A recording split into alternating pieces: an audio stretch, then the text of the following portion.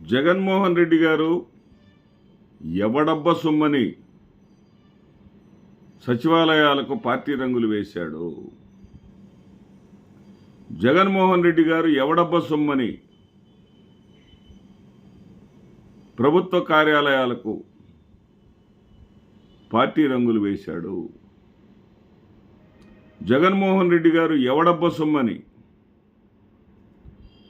సర్వేరాళ్ల మీద తన బొమ్మని చెక్కించుకున్నాడు అంటూ విమర్శలు చేసినటువంటి తెలుగుదేశం పార్టీ చంద్రబాబు నాయుడు గారు, పవన్ కళ్యాణ్ గారు, పురంధేశ్వరి గారు ఈ ముగ్గురు ఈ ప్రశ్నలు వేసిన వాళ్ళే. వాళ్ళు ఇప్పుడు సమాధానం చెప్పాల. కూటమి ప్రభుత్వం తరపున వాదించేటటువంటి సిద్ధార్థ లోద్రా మనకందరికీ తెలిసిన విషయమే. ఆ సిద్ధార్థ లోద్రా చంద్రబాబు నాయుడు గారికి పుట్టెడు రోగాలు ఉన్నాయని, మరి హెల్త్ కాజ్ తోటి బెయిల్ ఇప్పించినటువంటి లాయర్ కూడా ఈయనే. ఆ సిద్ధార్థ లోద్రాకి ఈ 10 నెలల కాలంలో మీకు ఆన్లైన్లో మీరు చెక్ చేసుకోవచ్చు. మరి వాళ్ళు చెల్లించినటువంటి ఫీజు ఎంతంటే, ఏది ప్రభుత్వం చేసేటటువంటి తప్పులను మేమేం తప్పు చేయట్లేదు, మా ఒప్పులేనని వాళ్ళు చెప్పుకోవటానికి ప్రభుత్వం మీద పిటిషన్స్ వేసినటువంటి వాళ్ళకి ప్రభుత్వం తన వాదనని నిరూపించుకోవటానికి ఒక్క సిద్ధార్థ లోద్రాకే అందరికీ కాదండి, 2,86,00,000 రూపాయలు ఇప్పటికి పే చేసింది కేవలం 10 నెలల్లో. ఇది ఎవడబ్బ సొమ్మని ప్రజలు ఇప్పుడు అడగరా? మీరు ఒప్పులు చేసుంటే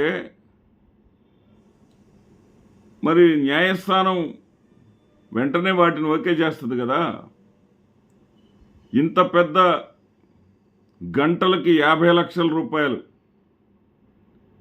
వాదనకి ఇవ్వాల్సినటువంటి లాయర్లను పెట్టుకోవాల్సినటువంటి అవసరం ఏంటి? కూటమి ప్రభుత్వ అధినేతలే సమాధానం చెప్పాలి. మీరా అధికార దుర్వినియోగం గురించి మాట్లాడేది? మీరా రంగుల గురించి మాట్లాడేది? ఆంధ్రప్రదేశ్ రాష్ట్రంలో పసుపు రంగు లేని శ్మశానాన్ని చూపగలరా మీరు? 2014 నుంచి 19 మధ్య కాలంలో ప్రతి శ్మశానానికి పసుపు రంగు వేసుకున్నటువంటి మీరు రంగుల గురించి మాట్లాడుతూ ఉంటే, అన్నా క్యాంటీన్ పేరుతోటి 5 రూపాయలకి అన్నం పెడతానని డబ్బాలు కొట్టుకునేటటువంటి మీరు అన్నా క్యాంటీన్లకు వేసినటువంటి రంగును ఒక్కసారి మీరు చూసుకోండి. మా గుంటూరు నగరంలో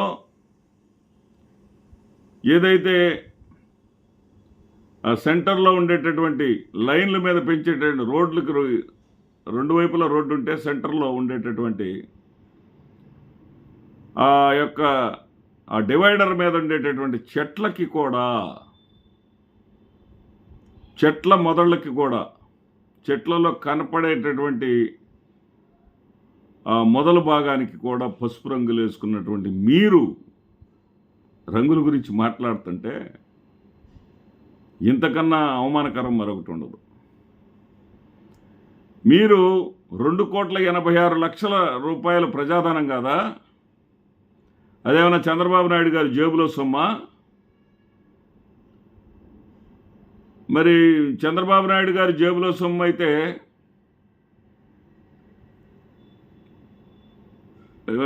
పిఎస్ గారు,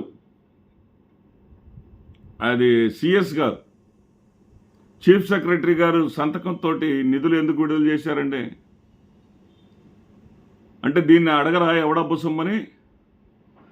2,86,00,000. ఇంకా విచిత్రమైనటువంటి పరిణామం ఏంటంటే,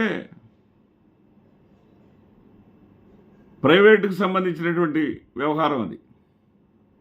వివేకానంద రెడ్డి హత్య జరిగిందనేది ఆ కుటుంబం తెలుసుకోవాల్సినటువంటి వ్యవహారం అది.